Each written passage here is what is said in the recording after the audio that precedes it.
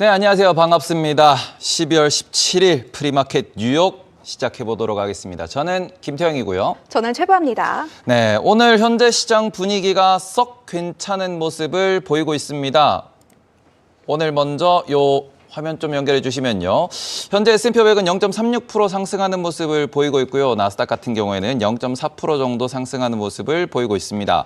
러셀 2000 같은 경우 0.3%에 반등하고 있는 중이고 어제 장에서 AI 관련주들이 반등하는 모습을 좀 보였다라는 게 특징적이었는데 그런 부분에 있어가지고 개별 종목을 한번 보시면은 엔비디아가 0.3% 정도 상승하고 있고 아마존 같은 경우 오늘 뉴스가 나왔죠. 그것도 저희가 좀 이따 다룰 텐데 오픈 AI 뉴스가 나와가지고 1.64% 이제 프리장에서 상승하는 모습을 보이고 있습니다. 그리고 넷플릭스 같은 경우에도 1.75% 상승하면서 최근에 부진했던 종목들이 반짝반짝 올라오는 상황이다. 오라클과 브로드컴도 상승하고 있고요. 오늘 실적 발표를 앞두고 있는 마이크론도 현재 3% 반도체 중에서는 가장 강한 모습을 보이고 있지 않나라는 생각이 들 만큼 반짝반짝 빛나고 있는 모습입니다. 그래서 오늘 아무래도 이제 반등이라는 이야기가 어제 시장에 좀 지배를 했기 때문에 이런 부분에서 오늘 시장이 기대되는 상황이다라고 말씀드릴 수 있을 것 같고요. 오늘은 원자재도 반짝반짝한 애들이 많아요. 원자재 무슨 일이죠? 네, 오늘 장에 가장 메이저 역할을 해주는 원자재는 은 그리고 국제유가가 있겠죠.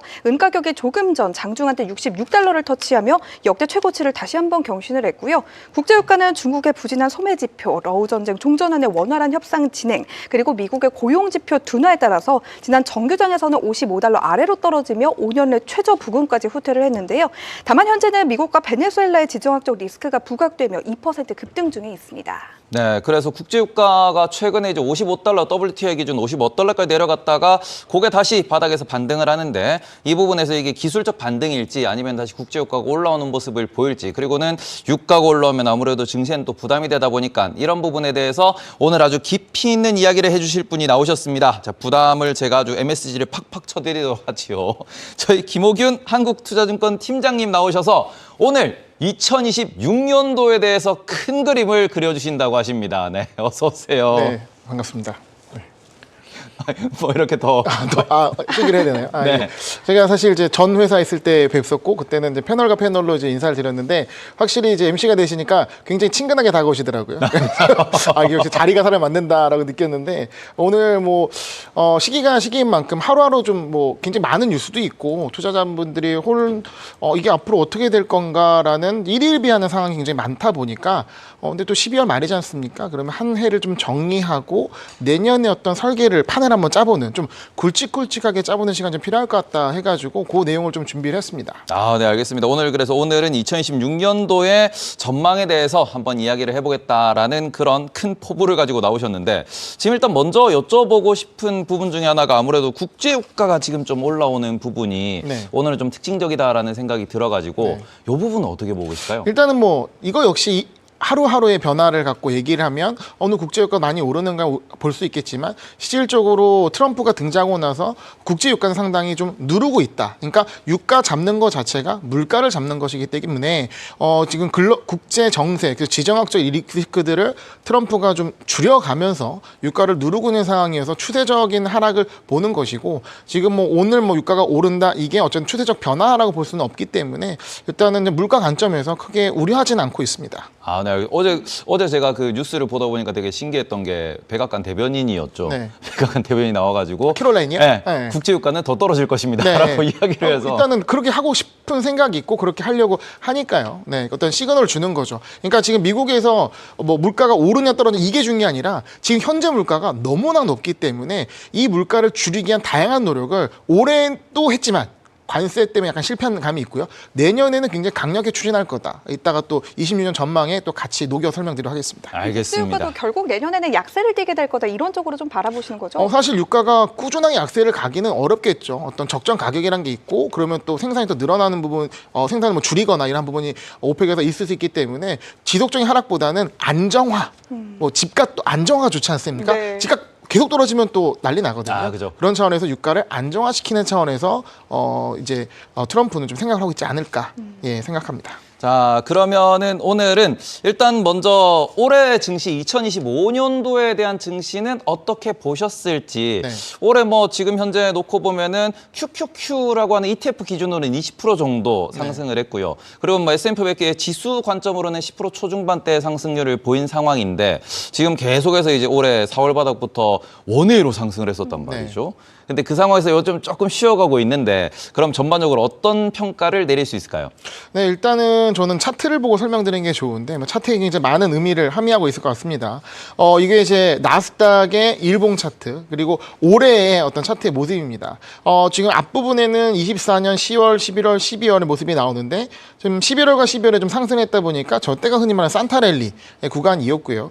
그러고 나서 좀 높은 가격이 유지되다가 2월 중순쯤에 갑자기 꺾기 시작합니다. 그때는 뭔가 악재가 있다기보다는 시장의 주도주였던 팔란티어부터 조정을 받았거든요. 이때 제가 방송을 하고 있어서 기억이 나는데 팔란티어가 뜬금없이 좀 조정이 큰 폭이 나오는 거죠. 그러고 나서 지주가 좀 이렇게 조정을 받기 시작했거든요. 그 당시 상황은 좀 많이 올랐으니까 차익실이다라고 봤는데 이후에 트럼프의 이제 코멘트가 이제 세지기 시작하면서 관세 충격이 나오기 시작했고 드디어 해방의 날 미국 증시가 폭락을 했죠. 그래서 일반적으로 1년에 한 2번 정도 있다고 볼 수 있는 조정장, 그러니까 고점 대비 10에서 15% 빠지는 조정장은 1년에 뭐 두세 번 정도 있는데 이번에 하락이 조정장이 아닐까 생각했더니 지금 하락을 하는 듯 하다가 다 재차 하락을 했죠. 예, 저에게 그 관세의 날, 그 해방의 날에 추가적인 하락이 나온 부분인데 저 때가 약세장으로 전환된 상황입니다. 약세장은 고점 대비 20%가 넘게 하락하면, 근데 사실 인덱스 지수가 20% 넘게 하락하면요 종목은 50% 이상 빠집니다. 굉장히 큰 폭의 하락을 보였던 시기였고 이러한 충격 이후에 굉장히 또 빠르게 반등을 했습니다. 그래서 사실 5월부터 10월까지 월로 따지면은 거의 6개월간의 연속적인 상승이 나왔고요. 그러다가 10월 말에 조정이 또 오기 시작합니다. 약 한 달간 4주간의 조정이 발생됐고 저 구간에는 굉장히 투심이 안 좋았습니다. 관세 때 비슷하게 극도의 공포 구간, 그러니까 CNN 그 공포 탐욕 지수가 극도의 공포 구간 한 자릿수까지 떨어졌었거든요. 그때 뭐 이제 AI에 대한 AI 투자에 대한 과잉 투자 우려, 이게 굉장히 불거졌고 또 트럼프의 관세가 번복될 것이다 대법원에서, 이런 우려도 굉장히 생겼고요. 그리고 트럼프가 정치적으로 이제 수세를 몰리는 부분이 불확실성 있는 이슈도 생기게 되면서 이제 몰려서 증시가 빠지게 됐는데, 사실 4주의 어떤 조정이 끝나고 나서 반등할 때 보면 이거는 일종의 기술적 조정이 아니었냐 현재 생각을 하는 부분이고, 그리고 시장이 기대했던 거는 이 반등 흐름 자체가 지난주에 FOMC 이후에 금리 인하를 하게 되면 이거 산타랠리 가는 거 아니야? 라고 기대를 했는데 예상치 못하게 오라클과 브로드컴 실적 이후로 시장이 재차 조정을 받는 상황이 현재 모습인데, 여기서 시장이 의문점을 던지고 있는 거는 현재 상황에서 이것이 다시 2차 조정이냐 아니면 순환매냐, 여기서 갈등을 하고 있는 것 같아요. 근데 제가 보는 시점에서는 순환매 가능성이 높다. 그러니까 지금 지수가 밀리더 하더라도 우리가 마켓맨 많이 보시니까 아시겠지만 초록색과 빨간색이 반반입니다. 그래서 흔히 말하는 이 일종의 이 월가의 메타 전략이 현재는 기존에 부담스러웠던 고평가받고 좀 가격이 높다고 보이는 AI 테크주들을 매도를 치고, 그리고 경기가 지금 회복되는 구간에서 그 원래 워낙 싼 저평가된 경기 회복주들 롱을 치는 이런 롱숏 전략을 현재 펼치면서 지수는 조금 빠지는데 개별적인 종목단에서는 큰 변화가 있는. 근데 이게 만약 순환매라면, 조정장이 아니고 순환매라면 도는 거잖아요. 그러면 지금의 이 테크주의 조정을 보고 도망가는 것보다는 오히려 이 상황에서는 경기 회복주로 피신해 있다가 그랬다가 순환매가 다시 테크주로 돌아올 때를 기다려서, 우리가 뭐 미국 주식하는 이유가 뭡니까? 그러니까 제가 주변에도 지금 이제 경기 회복주로 관심 가져야 된다 얘기를 하면 그렇다고 내가 엔비디아로 수익 내고 테슬라 수익 내는 사람인데 코카콜라랑 스타벅스 할 수는 없잖아, 이런 얘기를 많이 하세요. 그러니까 그거는 사실 어느 정도 그 소비재나 경기 회복으로 약간 이제 포트를 좀 구성을 하시되, 결국 우리가 수익 내는 거는 성장주 테크주 수익을 낼 수 있다, 이런 관점에서 현재 시장을 좀 보는 게 맞지 않을까라고 생각합니다. 말씀해 주셨던 것처럼 10월 FMC 회의 이후에 금리 인하에 대한 기대감이 좀 나오면서 시장에서는 산타랠리를 다시 한번 좀 기대를 했지만 오라클과 브로드컴이 어떻게 보면은 뭐 일명 한 방 먹었다라는 분위기인 것 같은데, 말씀해 주셨던 것처럼 요즘에 좀 순환매 장세가 이루어지면서 시장의 분위기도 약간씩 바뀌고 있습니다. 궁극적으로 산타랠리에 대한 기대감이 완전히 사라졌다고 봐야 될까요? 아니면 조금의 여지가 좀 남아 있을까요? 저는 조금의 여지가 있다고 보는 게요. 일단은 어제도 시장이 지수는 거의 보합이었지만 그동안 눌렸던 종목은 다시 반등을 하고 오히려 조금 갔었던 이제 경기회복주들이 조금 조정을 받는 그림이 나왔거든요. 그러니까 약간 좀 왔다 갔다 하는 부분인 거죠. 그렇게 되면서 시장의 분위기가 야 근데 그렇다고 테크주가 너무 싼 거 아니야? 라는 시장의 흐름도 나오는 것이고 그래서 제가 봤을 때는 산타랠리를 너무 포기할 부분은 아니다.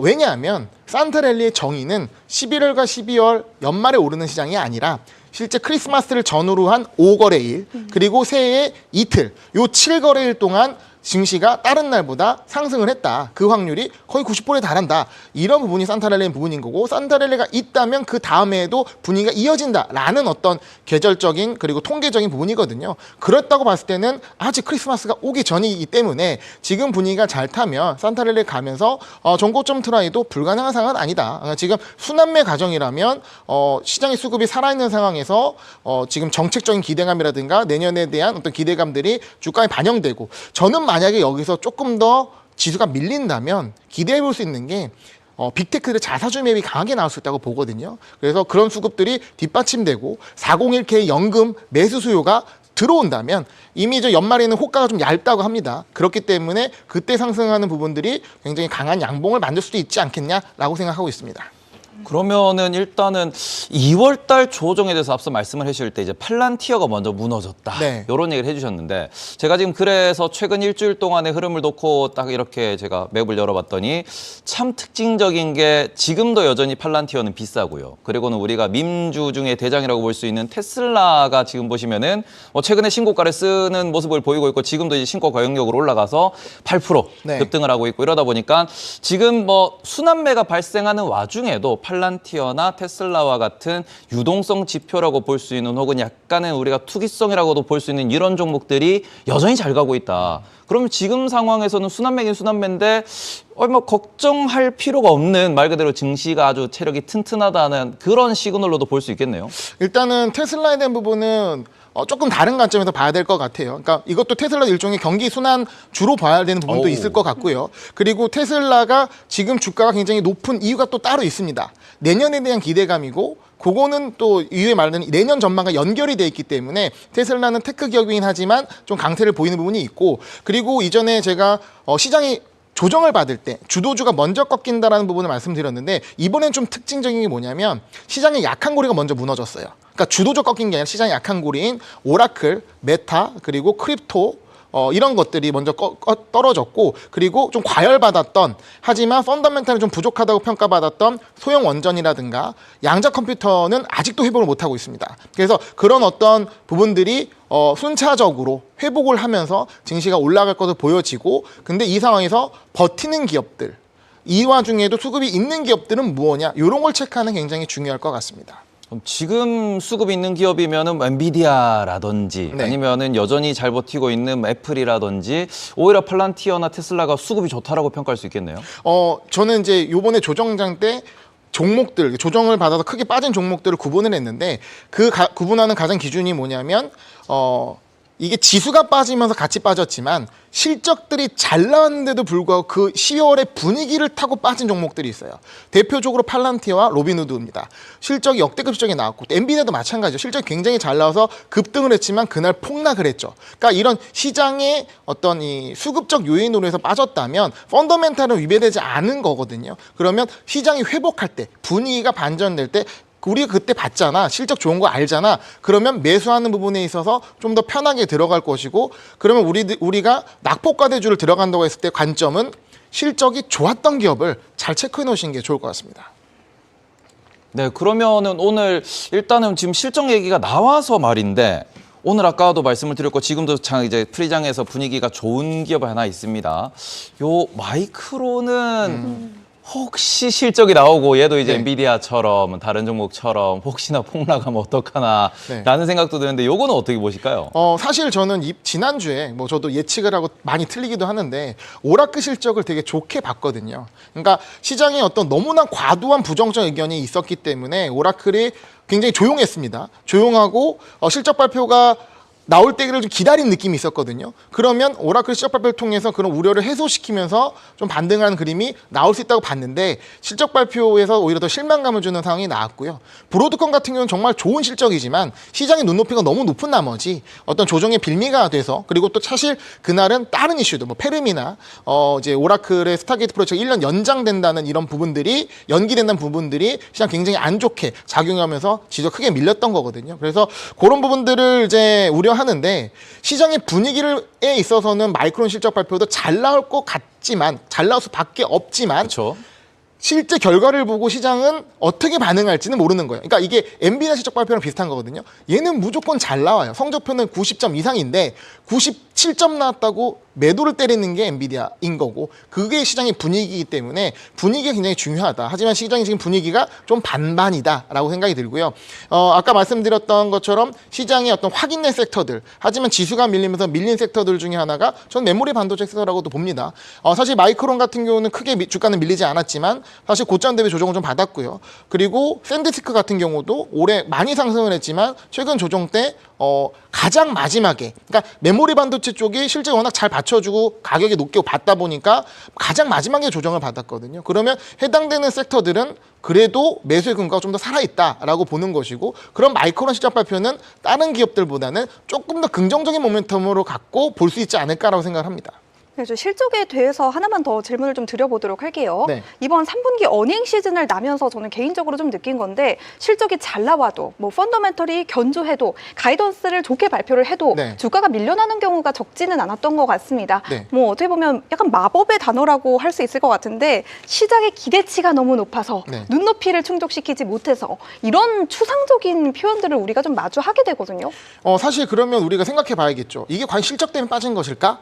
저는 그렇게 생각하지 않습니다. 그러니까 실적이 잘 나왔는데 빠졌어요. 그러면 빠진 이유를 실적에서 찾으면서 이 멘트 때문일 거다. 이 얘기 때문일 거다. 원래 브로드컴 가이던스를 굉장히 보수적으로 잡는 기업입니다. 근데 이번에 또 보수적으로 얘기했다고 해서 AI에 대해서 뭔가 부정적이냐? 그런 거 아니거든요. 지금 실적도 좋고 미래의 실적 기대감도 좋지만 시장이 봤을 때 브로드컴 올해 TPU 때 많이 올랐는데 근데 생각해보니까 엔비디아에 비해서 비싸네? 이런 어떤 평가를 하는 거거든요. 그리고 제가 아까 말씀드렸지만 이게 우리가 그런 날이 있죠. 우연히 겹치고 겹쳐 어떤 결과가 발생하는 날이 있죠. 저는 지난 금요일에 그렇게 보는데 사실 오라클 실적 발표가 잘 안 나오고 브로드컴 실적 발표가 잘 나왔습니다. 실제 시간 외에서도 주가가 상승을 했습니다.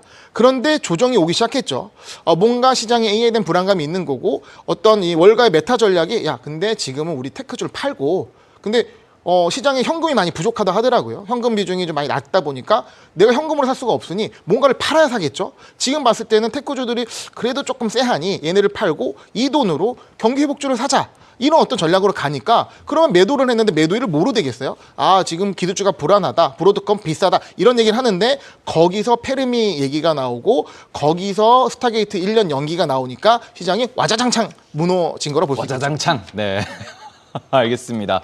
그래서 그런 부분에 있어가지고 보수적 가이던스를 원래 제공하던 기업이기 때문에 그 부분에서 조금 시장에서 알러지 반응이 있었던 거다라고 말씀을 해주셨는데 네. 제가 알기로는 마이크론도 보수적 가이던스를 제공하는 기업이기 때문에 그 부분은 오늘 또 장 마치고 한국 시간으로 아침 6시 반입니다. 그때 확인해 보도록 하고 이제 그 부분은 2016년 이제 마이크론이 눈치를 챙겨야겠죠. 아. 이런 분위기에서 보수적인 아. 브로드컴을 받기 때문에 조금 더 현실감 있게 어차피 그거는 발표이기 때문에 어떤 이제 그 흔히 말 대관 업무죠. IR을 굉장히 잘할 요런 거 잘하기를 기대하고 있습니다. 마이크론 잘 못하던데요. 기대를 해보죠. 예. 네, 알겠습니다. 자, 그럼 지금부터는 2016년도 증시 전망에 대해서 하나씩 짚어보도록 하겠습니다. 네, 그 전에 네, 네, 말씀해 주세요. 네, 제가 하는 게 맞는 거죠. 제가 질문을 드리라고 했는데 아. 지금 뭐 하시고 싶은 말씀이 많으신 것 같으니까 들어보죠. 뭐 준비한 거대로 해도 되고 아니면 네. 그렇게 되긴 하는데. 일단 준비한 준비한 거를 대로 해주세요. 들어보겠습니다. 네, 일단은 제가 올해 상황을 말씀드렸는데 올해 투자하시는 분들에서 이게 글로벌 방송이긴 하지만 많이 비교되는 부분이 있을 거예요. 그래서 다음 장표를 보시게 되면 최근 5년간의 나스닥 차트와 코스피 차트를 비교한 건데요. 이게 저게 코스피인가요? 네, 오른쪽 코스피죠. 와. 믿기지 않지만 코스피입니다. 와. 그래서 왼쪽 같은 경우는 22년도 1년 내내 미증시가 조정을 받았고 저 때가 언제냐? 스태그플레이션 기억도 안 나죠. 저 때 1년 내내 증시가 빠졌고 저 때 엔비디아가 60% 하락, 메타가 70% 하락받던 시기입니다. 모든 꿈과 희망과 비전이 사라진 시기에서 챗GPT가 등장하면서 저게 턴어라운드를 하기 시작합니다. 그러고 나서 2년 동안 줄창 달렸죠. 그리고 M7이 시장을 주도하면서 올라갔습니다. 그러다가 굉장히 차트가 교묘한 게 관세 충격으로 주가가 빠진 그 가격이 보시게 되면 22년도 시작하는 고점까지 밀렸던 겁니다. 그렇죠. 그리고 네. 밀리고 나서 다시 반등을 빠르게 했던 부분인 거고요. 그래서 미국 차트를 보게 되면 나스닥은 2023년부터 내리 올라가는 그림이 나왔고 일부 조정은 있었지만 상승을 했습니다. 그 반면에 22년도 빠질 때 그 미국이 스태그플레이션은 금리 인하를 5.5까지 하는 상황에서 모든 글로벌 증시는 다 폭망이었죠. 국내 증시도 마찬가지로 안 좋았습니다. 하향세가 이어졌다가 미국 증시가 저 달리는 시기에 우리는 3년간 그 유명한 박스필을 또 했습니다. 예. 또 박스필 했죠. 그쵸. 저때 서학개미와 동학개미의 성과 차이가 극명히 갈려서 23년도 결과를 보게 되면 동학개미 마이너스 50%. 왜냐? 2차 전지에 다 물렸거든요. 서학개미는 플러스 100%. 뭐 테슬라, 엔비디아 다 100%씩 올랐기 때문에 그런 어떤 극단적인 상황을 지켜보다가 25년도, 즉 트럼프 당선된 25년도가 왔죠. 그런 상황에서 미증시는 큰 조정을 받고 다시 올라간 그림이 나왔고 국내 증시는 올해 한 4월, 5월 이때부터 반등을 하기 시작하면서 1차 상승, 즉 이거는 저평가의 해소 국면으로 상승은 있었다가 한 2달 정도 쉬었다가 다시 재차 상승. 이거는 글로벌 상황에서 한국의 반도체 시장 굉장히 긍정적으로 보고 이때 지금 문제가 된 스타게이트 프로젝트 오픈AI가 와가지고 SK하이닉스와 삼성전자 손을 잡았죠. 이러면서 반도체 주가가 날아가면서 인덱스가 튀었죠. 우리나라는. 그래서 이 상황을 봤을 때 국내에 있는 투자자분들, 이 글로벌 방송이니까 미국 주식에 투자도 하면서 국내 투자도 한단 말이에요. 아, 이게 국내가 잡인가? 이런 생각을 또 하실 거고 저는 이제 해외 랩을 운영하는 입장에서 굉장히 스트레스 받았던 시간이기도 합니다. 그래서 그냥 국내 투자할 거 괜히 미국 투자했다라는 분도 계실 거고 저렇게 국내 가파르게 오르다 보니까 미장이 조정받더라도 그냥 SK하이닉스면 날아가는 거죠. 그런 상황이 이제 계속 꾸준히 연출되면서 미국 주식 투자하신 분들 입장에서는 조금 상대적인 박탈감을 느꼈던 굉장히 흔치 않은 구간이 올해 하반기에 줄곧 이어졌다. 근데 저는 이 차트를 보면서 느끼는 게 뭐냐면 이 상승의 양상이 다르다라는 건 좀 말씀드리고 싶어요. 그러니까 미국의 저 꾸준한 상승은 AI라는 새로운 어떤 변화에 있어서 받아들이면서 그것이 기업의 이익의 변화를 일으키고 이익이 상승하기 때문에 주가, 이익의 함수로서 꾸준하게 상승하는 결과가 보여졌다면 국내 시장은 저평가 해소 그리고 어떤 정책에 대한 기대감, 즉 하나는 펀더멘탈의 상승이고 하나는 센티멘탈의 상승이기 때문에 변동성이 국내장이 더 높을 수밖에 없습니다. 그래서 내년을 바라볼 때는 지금 이게 이어진다기보다는 미국은 역시 펀더멘탈 기준으로 꾸준한 상승을 보여줄 가능성이 높고 국내장은 뭐 4천을 일단 지지하고 올라가더라도 높은 변동성을 보여줄 가능성이 있다. 이런 감안을 하시고 어떤 미국장과 국내장을 같이 투자하시면 좋을 것 같습니다. 2025년 미장을 관통했던 키워드는 저는 개인적으로 AI라고 생각을 합니다. 네. 아마 이견이 없으실 것 같은데 내년도를 관통할 키워드가 역시나 또 AI가 될 수 있을지 그것도 좀 궁금하네요. 네, 26년 미장을 전망할 때 뭐 사실 어떤 키워드를 갖고 설명하는 게 좀 직관적으로 받아들일 수 있을 것 같으니까 몇 가지 키워드를 가져왔는데요. 26년 시장을 관통하는 제가 생각하는 키워드 3가지 정도 말씀드리겠습니다. 3개 나왔습니다. 네, 일단은 AI가 네. 고도화될 것이다라는 부분일 거고요. 두 번째는 매크로 차원에서 금리 인하와 경기 회복이라는 단어가 자주 언급이 될 겁니다. 그리고 세 번째, 정책적인 차원에서 트럼프의 원맨 쇼가 본격화될 것이다라고 보고 있습니다. 일단 AI 고도화부터 말씀드리면 지금 뭐 제미나이 3라든가 이 나노 바나나 엄청나게 파괴적입니다. 엄청나게 많은 변화가 있고요. 지금 저기 아이언맨 5 그림, 키아누 리브스를 주인공으로 만든 건데 제가 어제 만든 겁니다. 오. 키아누 리브스를 주인공으으로 아이언맨 5 포스터를 만들어줘. 저게 나와요. 네, 뭐 제가 더 여러분들께 충격적인 놀랄만한 거를 팔려다가 제 창의력이 부족해가지고 저 정도만 마련한 건데, 그러니까 저럴 정도로 굉장히 어떤 사진을 만드는 데 있어서 굉장히 이제는 실사냐 아니냐를 구분하지 못할 정도로 나오고 있는 상황이고요. 그리고 저는 여러분들 꼭 한번 보셔야 될 게 이 옵티머스가 뛰는 거. 그러니까 일론 머스크가 한 45초짜리 영상을 올린 게 있는데 옵티머스의 러닝 영상이라고 찾아보시면 봅니다. 여기서 옵티머스 뛰는데 엄청 정교합니다. 이제 26년에는 진짜 로봇이 앞으로 찾아오겠구나라고 보일 수 있는 상황인 거고요. 그리고 이제 빗센트가 이제 이 운전대를 확실히 잡고 매크로 이끌 것 같다는 분위기가 나오는데 지금까지도 빗센트 굉장히 잘해왔어요. 근데 내년에는 일단 빗센트가 운전하려 보니까 문제가 뭐냐? 패드를 장악을 못하는 거죠. 근데 26년에는 패드 이장도 교체하고 우리 사람들 많이 심어놨고 그러면 패드를 압박하면서 자기 이제 손안에 두고 금리를 낮춰라 얘기를 하고 그 다음에 재정 정책을 펴면서 경기 회복을 이끌어가는 부분이 빗센트의 어떤 이제 운전 실력이 본격적으로 작용할 거로 보여지고요. 그래서 저 부분이 매크로로 어떤 영향을 미칠지가 우리가 체크해야 될 부분인 거고요. 그리고 세 번째 트럼프. 트럼프 내년에 말이 더 많을 것 같습니다. 일단 중간 선거를 앞두고 이제 적극적인 내수 부양을 할 것 같은데 관세 환급 얘기 있고요. 소득세 폐지하고요. 법인세 낮추고요. 신생아 계좌 다 이 뭡니까? 돈 들어가는 거죠. 주가를 부양하고 경기를 부양하는 정책들을 마구마구 쏟아낼 겁니다. 그래서 이것이 다 각각 떨어져 있는 게 아니라 일맥상통에 관통하는 게 있어요. 바로 다음 장표를 보여주시면요. 그래서 이런 어떤 키워드들이 말하는 핵심은 제가 옮겨야 되는군요. 네. 물가입니다. 인플레이션. 네. 왜냐하면 아까 보여드렸던 것처럼 AI가 고도화되면서 생산성이 늘어날 거예요. 기업의 이익이 늘어날 거고 그리고 금리 인하를 하고 경기 회복을 하게 되면서 물가가 또 자극을 받을 겁니다. 거기서 트럼프는 엄청난 재정을 쓰면서 돈을 풀 겁니다. 물가가 안 올라갈 수가 없겠죠. 하지만 물가를 저대로 놔두면 트럼프는 선거에서 깨질 수밖에 없습니다. 그렇죠. 물가를 잡는 것이 지상 과제인데 그러면 저런 상황에서 물가를 어떻게 잡느냐? 바로 저 사람이 잡습니다. 일론 머스크요? 맞습니다. 자, 아까 말씀드렸던 테슬라 주가가 테크주가 조정받는 가운데도 왜 올라가냐 봤을 때 이런 부분들이 시장이 예상을 하고 있는 거죠.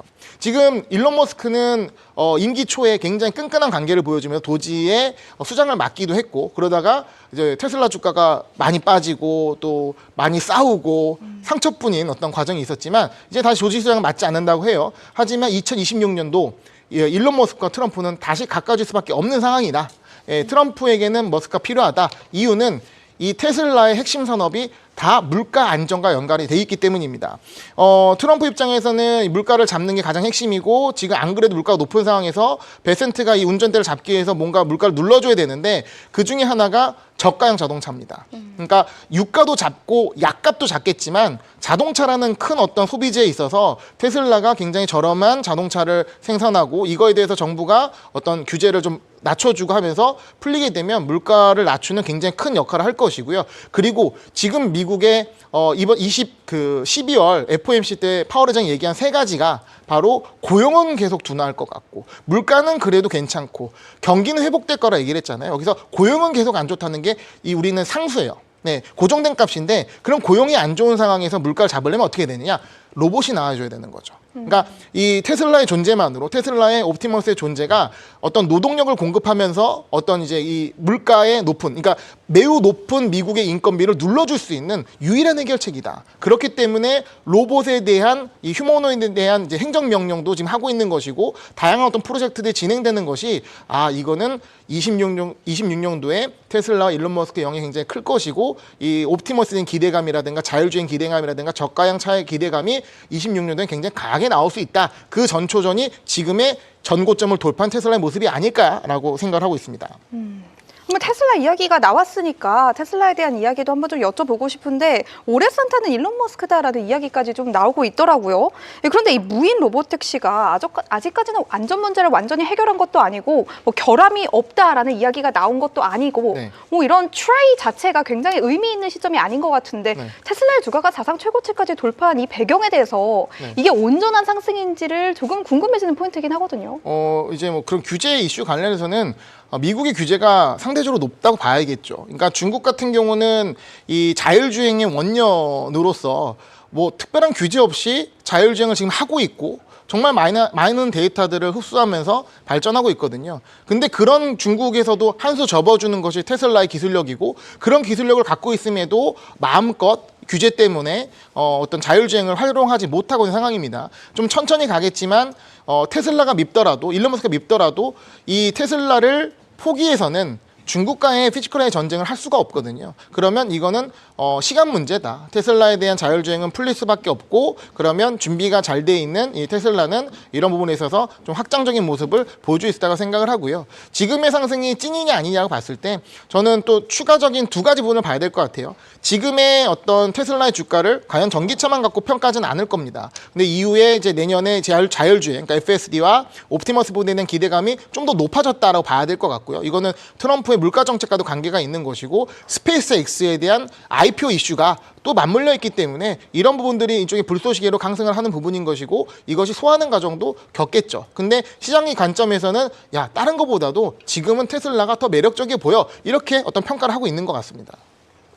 근데 스페이스X 얘기가 나왔으니 말인데 일각에서는 지금 일론 머스크에 대한 팬심 혹은 일론 머스크에 대한 그런 지지가 테슬라를 사서 응원하자 그런 것도 어느 정도 있다라고 볼 수 있는데 요게 이제 스페이스X가 IPO 되고 나면은 시장에 유동성이 들어가고 그러고 난 뒤에 테슬라와 스페이스X가 서로 이렇게 조금 뭔가 뭐 지지율 싸움처럼 약간 이런 식으로 해가지고 이제 일론 머스크에 대한 그런 투자 아이디어 자체가 두 개로 나눠지는 거라 수급이 분산될 수 있다는 의견도 있더라고요. 요거는 어떻게 생각하실까요? 그거는 충분히 가능성이 있죠. 근데 지금 시장은 그것까지 우려하지는 않을 것 같습니다. IPO 이후의 상황인 것이고 IPO 이전까지는 그 흐름을 테슬라가 받을 수밖에 없기 때문에 일단은 테슬라 주가 올라가는 부분이고요. 그러니까 우주에 대한 부분에 있어서 최근에 데이터 센터 주가가 폭락을 할 때 이유로 든 게 우주 데이터 센터를 얘기하더라고요. 우주로. 예, 근데 우주로 이거는 좀 쐈어. 너무 과한 거 아니냐? 아니 아직 쏘지도 않았고, 그러니까 뭐 얘기는 그래요. 일론 머스크가 얘기하죠. 이 저 태양이라는 엄청난 원자력과 비교도 안 되는 원천 소스가 있는데 여기서 이 땅에서 뭐 하는 거냐? 우주로 가자 이렇게 얘기하는데 맞는 얘기죠. 틀린 말은 아니지만 그게 시간이 얼마나 걸리겠습니까? 지금처럼 시장에 있어서 AI 투자하는 것 갖고도 뭐라는 상황에서 우주로 쏘는 걸 지금 평가해서 데이터 센터가 빠진다고요? 그건 아닌 것 같고요. 오히려 지금 테슬라에 있어서 이런 스페이스 IPO 이슈라든가 이런 거를 현실적으로 반영한 주가 모습이 아닌가 생각합니다. 네, 그래서 여기까지 들어봤고요. 네. 저희가 일단 뭐 금리나 유동성에 대해서 많이 말씀을 해주셔가지고 일단 지금 시장에서는 유동성이 풀린다라는 점에 대해서는 기대를 하고 있는 게 맞습니다. 다만 FOMC 이후에 실제로 지금 채권 시장 움직임을 보면은 채권 시장은 오히려 돈을 너무 많이 푸는 거 아니냐, 유동성이 너무 많이 풀릴 것 같아요라고 하면서 오히려 좀 싫어하는 모습, 흔들리는 모습도 보이고 있다는 말이죠. 네. 근데 이게 채권 금리가 올라가면은 주식 시장, 주식 투자자 입장에서는 시장 전체가 흔들린다라는 이런 우려도 좀 나올 수 있다 보니까 그러니까 채권 금리에 대한 경계감이 높은 이 부분은 어떻게 저희가 또 볼 수 있을까요? 네, 우리가 미증시를 투자하면서 매크로된 부분을 빼놓고 투자할 수는 없습니다. 환율이라는 부분, 유가라는 부분, 그리고 금리라는 부분이 상당히 중요한데 최근에 쎄한 부분이 아니 연준이 금리 인하를 했는데도 불구하고 왜 장기물이 튀는 거야? 라고 봤을 때 아까 말씀드렸던 내년에 너무 많은 돈을 쓸 것 같다는 생각을 주식시장 플레이어가 아닌 채권시장 플레이어들이 하고 있는 거죠. 그러니까 그것이 우려되기 때문에 금리 인하는 기준금리 낮추는 거고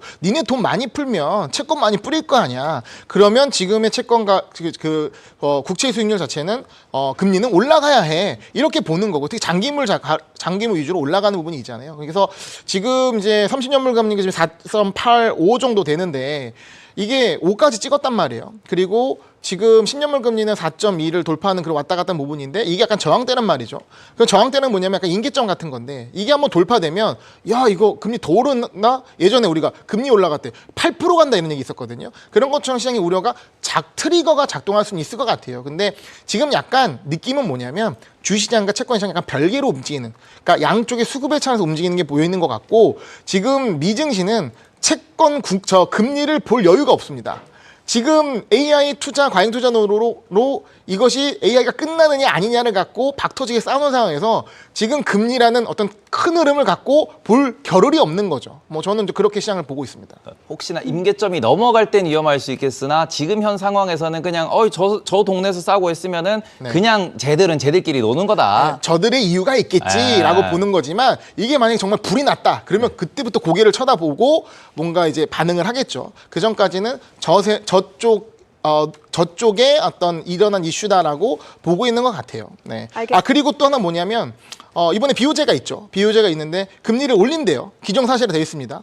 근데 이번에 흔히 말하는 엔캐리 청산에 대한 우려는 적어요. 그건 뭐냐면 미국 장기 금리가 올라가기 때문이죠. 그러면 금리차가 좁아져야 청산이 나오는데 미국 금리도 갈 길로 올라가니 일본 금리 올라가도 안 좁아진다. 이거는 엔케리 청산이라는 오히려 더 큰 매크로 악재를 회피하는 아이러니하게도 그렇게 볼 수도 있지 않을까 생각합니다.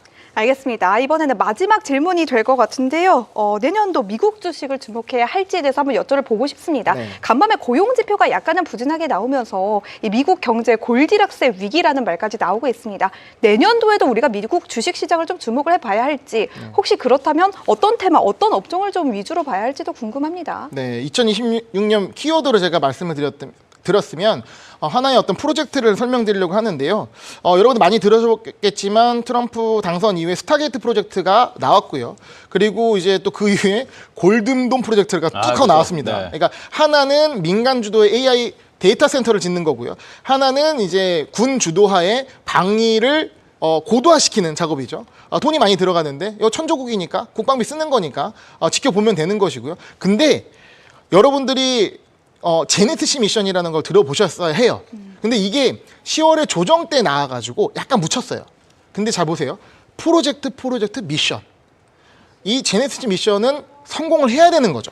우리가 프로젝트라고 하면 성공해도 좋고 하면 좋지만 안 돼도 어쩔 수 없어 알 때 프로젝트를 붙이는데 미션은 무조건 성공해야 되는 거죠. 이거는 미국의 입장에서 그때 그 맨하탄 프로젝트처럼 그 정도의 중요한 것이기 때문에 미션에 이름 붙인 거고, 중국과의 AI 전쟁이 있어서 연방 주도하에, 그러니까 민간 주도 아니면 연방 주도하에 이 정부의 AI를 고도화시키는 작업을 정부에서 진행하겠다라는 부분인 거고, 그럼 여기와 관련된 기업들이 제가 봤을 때는 26년도 찍어준 기업이다라고 볼 수가 있는 거죠. 지금 아직 뭐 언급이 많이 되고 있진 않지만 물밑에서 지금 프로젝트가 진행 중이거든요. 그래서 내년 상반기 초까지 해가지고 지금 시장 조사나 이런 게 이루어지고 나서 본격적으로 이 프로젝트가 커지면서 기업들이 참가하고 프로젝트들이 진행되면서 많은 이제 수혜의 기업들이 등장할 겁니다. 근데 이걸 주도하는 게 어느 분야? 바로 에너지부입니다. 왜냐? 이거를 진행하기 위해선 에너지를 확보하는 게 먼저거든요. 그래서 에너지부가 주도해서 에너지를 확보하고 가는데, 그렇기 때문에 지금 말하는 AI 과잉 투자로는 말이 안 되는 게,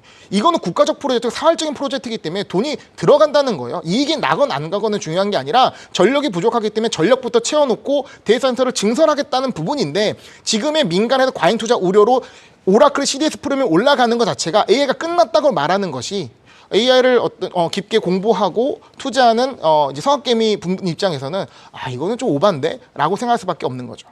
그러면 내년도에 대해 가지고 이 트럼프의 말이 좀 이제 늘어날 거다라고 이야기를 하셨어요. 네. 그 트럼프 말에 있어가지고 이제 제네시스 미션도 어찌 보면은 에너지부가 진행하는 거지만 그 헤드는 트럼프가 될 것이고, 그리고는 최근에 트럼프가 말한 걸 보면은 로봇 관련돼 가지고 뭐 행정명령 혹은 프로젝트 얘기도 많이 나왔고, 그리고는 지금 아직까지 뭐 명확하진 않지만 우리가 AI 관련돼 가지고 50개 주 뭐 이렇게 다 50개 주마다 허가를 받고 이런 것들에 대한 이슈가 있으니까 그것도 트럼프가 연방정부 차원에서 하나의 룰을 만들겠다라고 이야기가 나왔고, 네. 또 내일 아침이죠. 미국 시간으로 오늘 밤이라고 표현하는데 이게 또 대국민 연설을 또 하겠다. 무슨 얘기할지 그랬더니 주변에서는 뭐 내년도에 경기 부양책 뭐 이런 것들이 많이 포함될 거다. 프로젝트가 많이 포함될 거다라고 하는데, 그러면 트럼프 말에 따르면은 내년에도 AI네요. 에너지도 맞지만 내년에도 결국 AI 로봇 이쪽으로 밀어주겠다라는 게 트럼프의 이제 핵심 논거가 된다, 이게 흐름이 된다라고 볼 수 있겠네요. 네, 트럼프도 그렇지만 미국 전체적으로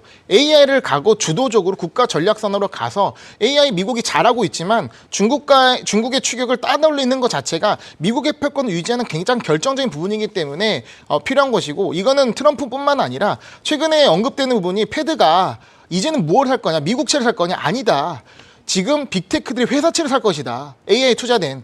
그렇게 지금 보고 있거든요. 그러면 그런 사이클이 26년도에 나온다면 어떤 흔히 말하는 AI에 대한 이 메가 트렌드 그리고 슈퍼 사이클 자체가 유지될 가능성이 매우 높다. 그러면 지금 이 시점에서 많은 사람들이 AI 우려하고 있는 상황이 오히려 제 입장에서는 좀 더 설레는, 많은 사람이 뛰어든 시장에서 수익 내기가 어려운데 많은 사람들이 이제는 좀 외면을 하고 있기 때문에 오히려 AI가 이제는 더 많은 업사이드를 갖고 움직일 수 있겠구나라는 어떤 투자적인 아이디어가 생기게 됩니다. 네, 그래서 2026년도 올해도 이제 좀 정리를 하고 2026년도에 대해서 전망했는데 혹시 더 질문 있으실까요? 여기서 한번 끝내보도록 하죠. 네, 그러면은 오늘 제가 기억에 남는 그 이야기들, 마이크론 CEO 눈치 챙겨서 IR 잘해라라고 이야기를 해주셨고요. 눈치 챙겨라. 그러고는 26년도에 우리 AI가 고도화될 것이고 금리 인하라는 유동성 이런 파티도 있을 것이고 트럼프의 말이 많아질 것이기 때문에 이 부분에 있어서 내년도에도 우리가 AI 관련돼서 뭐 전력 관련돼서 또 로봇 관련돼서도 잘 생각을 해보자. 그런 걸 종합했을 때 지금 테슬라가 신고가를 쓰는 것도 우리는 어느 정도 이해할 필요가 있다. 이런 말씀을 해주셨습니다. 자, 그러면은 오늘 나오셔가지고 정말 이렇게 엄청난 이야기를, 엄청난 데이터를 쏟아주시고 가셨는데 이게 저희가 일회성 출연으로 끝내기 너무 아쉬운 것 같아가지고 저희가 일회성 출연이 기정사실화가 되어 있는 건가요? 아까 전에 제가 이렇게 얘기를 했더니 이거 한 번만 이러셔가지고 그러니까 그러셨어요? 분기라도 어떻게 좀 괜찮으실까요? 분기는 가능할 것 같습니다. 알겠습니다. 그럼 저희가 분기마다 특집을 해가지고 이렇게 전망을 계속해서 이어나가 보는 걸로 해보도록 하겠습니다. 자, 그럼 지금까지 김호균 한국투자증권 팀장님이셨습니다. 오늘 나오셔서 너무 감사드립니다. 네, 감사합니다.